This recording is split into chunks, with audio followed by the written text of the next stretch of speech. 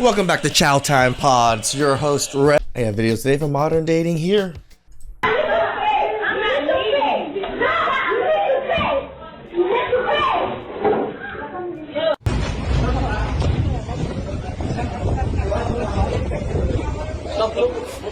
Again, we always talk about just women traveling to other countries and doing what they think they can do in the United States and think you don't get consequences.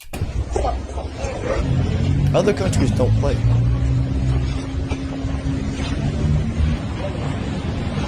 I've always said it, if you did crazy stuff in Cambodia, you might just get a machete to the head or to the arm. I've seen someone literally chase another person with a machete while I was in Cambodia, like in 2009. That was the last time I've been back.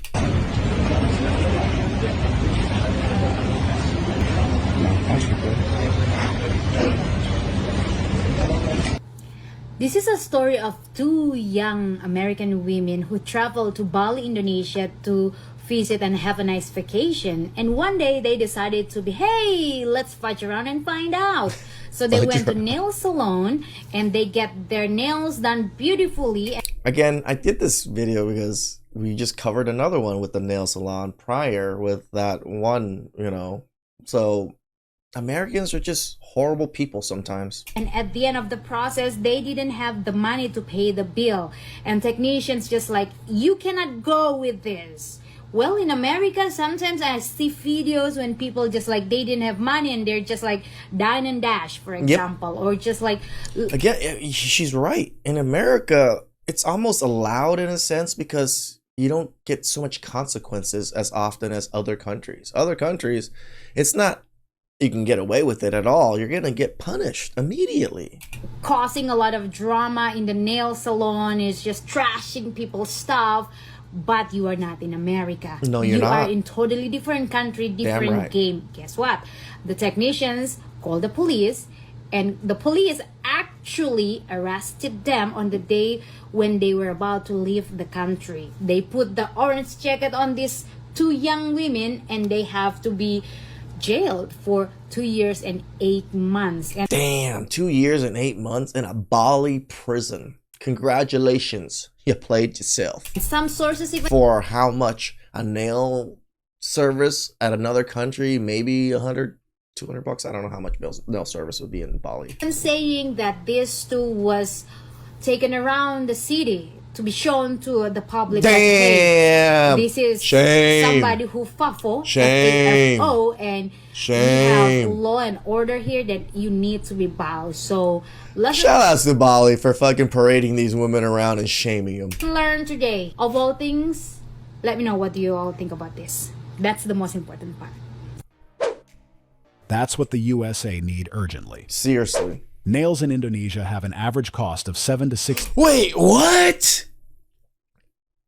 I thought it was $100 for some reason. $6 to $16? That's what you skipped out on to go to jail for 200 freaking not 200 2 years. $15. Imagine crashing out like this for less than a meal at Panda Express. Damn. Their vacation has been extended by 2 years and 8 months. For free. The United States should learn a lesson from this. Stop giving people a free pass. I really hate that the government... Trust me, guys. When I used to have the gas station, people would steal from me, and I'd try to call the cops and, like, stop them. And the cops would, like, tell me off for trying to stop them. Like... Hold people accountable. They didn't have much to say when wearing those pretty orange jumpsuits. So they really thought they could pull a dine and dash in Bali. I guess they forgot they were in a completely different country. What makes it more interesting is that they moved like they were still in the US. Yep. But this isn't America. Different countries have different rules and very different consequences. Now imagine the embarrassment of getting arrested at the airport and ending up in prison for years. All because you refused to pay for something you already 16 bucks received. At that point, that's not a vacation anymore. That's an extended stay you didn't plan for. And let's be honest. I wonder if Bali prisons look like this. They're coming out completely different people. Once you learn the hard way, you're not making that mistake again. How much money should a guy make so you can feel comfortable? $1 million a month. 2,000 years later. Guys, $1 million. Jesus. spend the last 15 Christmas by myself. I have 15 more to spend by yourself. What is wrong with you? Are you serious or what? So like a delusional. You need to come off the bumbuckler internet, boy. You need a man to make $1 million a month. You know, see why you just spend the last 15 Christmas by yourself and you have 15 more to spend by yourself. In fact, you're gonna spend your eternal life by yourself. I love his accent. It's just so funny. It just makes it sound even funnier when he's trashing the other person with his accent. Don't change that blood clot mentality. What is wrong with you? The internet be keeping scores. Yeah. Internet is still undefeated. So they can turn around and beg you pay them rent. Mm-hmm. But the reality is that men who actually make that kind of money aren't just focused on what a woman wants. They're looking at what she brings. At that level, options aren't the issue. So the real question becomes, what are you offering that matches that standard? Because it can't be one-sided. You can't expect top-tier results without bringing real value. And then you look at the outcome. Spending years You bring cat. All I want is cat. alone, and it starts to connect. When the standard is that extreme, it will naturally limit their options. Most men at that level are thinking of real connection, peace, stability. Not Yeah, they want a legacy, not some gold diggery. just demands. And this is probably what she is not aware of. Yeah. Where do I put it? On the ground. Who needs a man?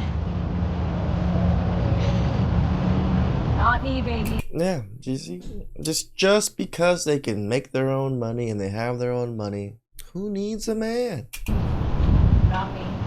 You know, men have been making their own money for a long time, and we still know we need other men. Just saying. You see?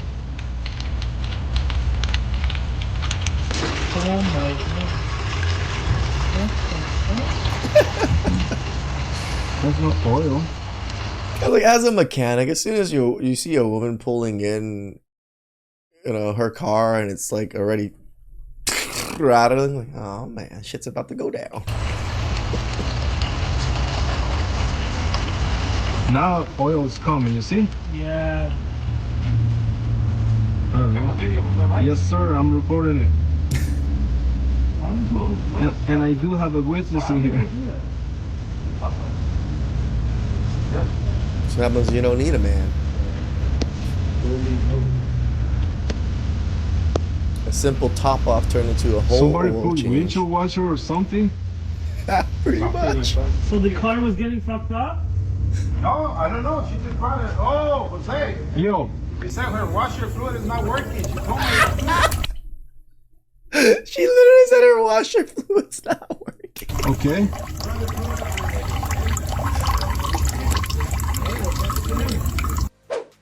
She doesn't need a man, yet men fixed her problem. Yep. So they don't read labels on products anymore either? Nope. That bottle definitely would have said windscreen wash somewhere. You definitely don't need a man. But you also need to have basic life skills like knowing where to put washer fluid. Do they even do research first before doing anything? Or do they just say, I don't need a man, and start pouring random things? I understand the whole... I think that sometimes. I really do. Like, again, I hire a lot of girls for the donut shop. And the girls just sometimes, like, do you logically think what you're doing? I tell them to go clean something, you know, and they clean it and it still looks a mess. And it's just like, you're just doing the motions of cleaning and not actually cleaning. Like, why even do the motions? You're just wasting time and effort. And I look at it anyways and it's still dirty. Like, what are you doing? Independence Useless. talking point. If you don't know how to do the job, ask so I can show you. Where it starts going left. There's nothing wrong with being self-sufficient, but there's also nothing wrong with asking for help when you don't know something. Because pouring washer fluid into the oil tank is a bit too much. Too much. That's not independence. That's just a lack of basic knowledge. The irony is in front of everyone.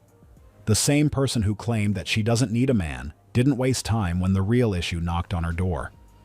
That's the part that stands out. Pride shouldn't put you in situations that common sense could have avoided. Normalize I mean, they always say pride before the fall, right? leaving men when they're at their lowest. I never gave a fuck. It motivates them to do better. Every time you leave a man when he's down, you are saving a life. Wow. As a man, I agree with this. You don't have to stay, and you don't deserve the comeback. Exactly. Absent fathers, come see what you have created. Most men don't deserve care. We need to be taught this young. A man would never be with a woman at her lowest. We're with women that make less money than us, are dumber than us, are shorter than us, and are weaker than us. I don't really care about your lowest at that point. Are we now normalizing being an unsupportive partner? That statement just makes me question what the point of a relationship. Right. Because if you're only there for the good moments, then that's not really a relationship. And this is what most of us would want to avoid. That's why I actually agree with one thing she said. Don't look back. Because you can't walk away when a man is struggling, then try to return when he's back on his feet like nothing happened. It doesn't work like that. It only works like that if that man never got over you and he was just a simp. And when he refuses But it hardly happens nowadays, I hope. to take you back, it's not because of someone else. It's because you already showed him who you are. That's where support comes in. It's not something you switch on and off. It's the foundation of any real relationship. You've got to call it what it is. If someone only shows up for the highs, let them go for good. Are y'all really out here trying to tell me that whenever your wife makes a mistake, you want her to be accountable for that mistake? That's not your fault? That's not your problem as the man and husband? I got people in my steak video trying to tell me you should own up to your actions. You should take accountability for your Yeah, it's called your own actions. actions. It's not his fault. I'm sorry, yes it is. I haven't reviewed our contract recently, but I'm pretty sure in the job description of wife, it doesn't say anywhere in there takes accountability for one's actions. Yeah, it's in the list of being a human being, a proper person. I think you missed that list. Matter of fact, I'm pretty sure that the job description of head of household, that's like responsibility number one, is to take accountability for the other people's actions that you're the head of. You know what? That's probably right there. That mindset that y'all got right there is probably why a lot of y'all ain't got no wives or girlfriends. If your wife or your girl was able to make a mistake, clearly you weren't watching her well enough. Clearly you're not paying good enough attention. Oh, so I have to fully control her. Is that what you're telling me? I have to be fully controlling, watch over her like a hawk to make sure she does the job correctly? For her to be able to make a mistake. Whose fault is that? Not hers. Crazy. Women just want to take the dumbest takes just so that they can not be in the wrong. Oh, man up. Be a man. If we actually followed this logic, then what are we really saying? That a grown woman shouldn't be accountable for her own actions? Right. From that moment, it stops sounding like a relationship, and it becomes more about one person carrying full responsibility for two adults. And this is not how it should be. At the end of the day, accountability in relationships has to go both ways. I think any guy who is like done the work will understand why women are man haters. And if anything, you should want a woman who is a little bit of a man hater, because then if I am a man hater and I still choose to date your ass, you know I really fucking love you. What's the point of being with someone who already dislikes you for no reason?